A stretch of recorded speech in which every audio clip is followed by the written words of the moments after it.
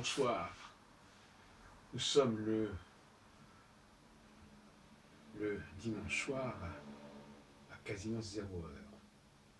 Et je vous rappelle que pour moi, la semaine commence le samedi soir à 0 heure, à minuit. Et je voudrais parler justement du zodiaque.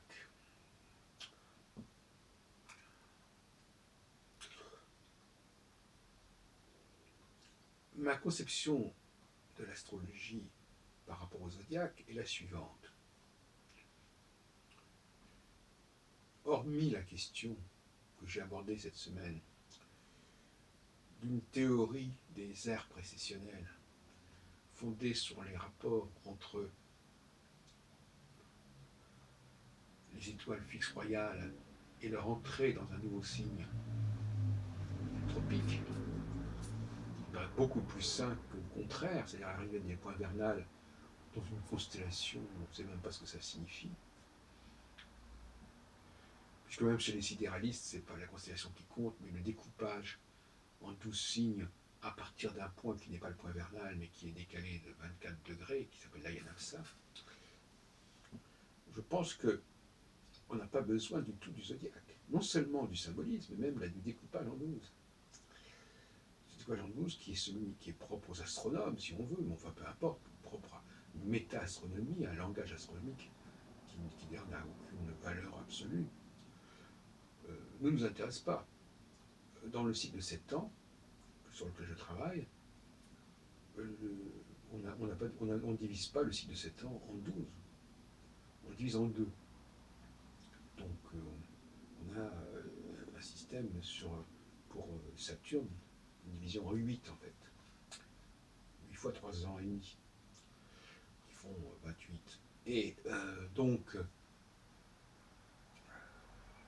par contre, Albumazzar, lorsqu'il avait élaboré à peu près un peu plus de 1000 ans sa théorie des grandes conjonctions, Jupiter-Saturne, lui, il n'utilisait plus la symbolique zodiacale, mais il utilisait les rapports entre les signes zodiacaux et les 4 éléments. Son travail sur les grandes conjonctions était fondé sur les triplicités, mais il restait fidèle au cadre des 12 signes. Et donc la conjonction Jupiter-Saturne, il l'a resituée pour savoir dans quel signe elle avait lieu, dans quel élément elle avait lieu, mais l'élément étant déterminé par le signe. En revanche, pour les astrologues français qui suivaient André Barbeau dans les années 60-70, la conjonction, le cycle planétaire, le retour d'un cycle planétaire n'avait rien à voir avec le zodiaque. Ni de près ni de loin. Et en fin de compte, chaque cycle planétaire, le décalage entre deux conjonctions au sein d'un cycle planétaire, par exemple 2 fois Jupiter, l'intervalle de 36 ans entre Saturne et Neptune en 1953 et 1989, aurait pu être divisé effectivement selon certains critères. De toute façon, ça n'avait pas à être divisé d'après les 12 signes calculés, soit selon le point vernal, soit selon telle étoile du bélier pour les astro-auxiliaristes. Non, il s'agit d'un autre zodiaque, si on peut dire zodiaque, mais dans un sens abstrait, d'un autre balisage de l'écliptique qui démarre dans le point gamma. Le point de départ n'est ni le point vernal, ni telle étoile de la constellation du bélier, ou tel Ayanamsa, mais véritablement la conjonction elle-même. C'est la conjonction elle-même qui déclenche un système cyclique. La conjonction elle-même n'a pas du tout à être déterminée ou prise en compte à partir du zodiaque. Même si effectivement, d'un point de vue purement des calculs, bien évidemment, les astrologues sont forcés de s'appuyer sur les données astronomiques. Si ces données astronomiques sont calculées et sont présentées sur la base des signes zodiaques, eh bien on les prend comme ça n'a aucune importance. La question n'est pas de savoir si on les prend ou pas, la question est de savoir ce qu'on en fait. C'est pas du tout la même chose. Donc ne jouons pas sur les mots. Une chose et d'utiliser tel et tel type d'information. Une autre chose, c'est ce qu'on fait de cette information. Donc, voilà ce que je voulais vous dire.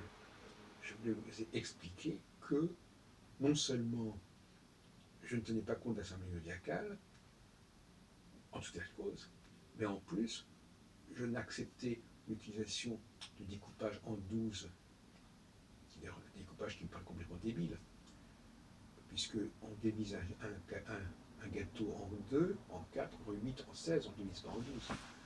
La division en 12 est déjà complètement artificielle, si ce n'est qu'effectivement elle est fondée sur une donnée astronomique qui vaut ce qu'elle vaut, qui est le fait qu'il y a 12 ou parfois 13 conjonctions de Soleil et Jupiter et de la Lune sur une année sidérale.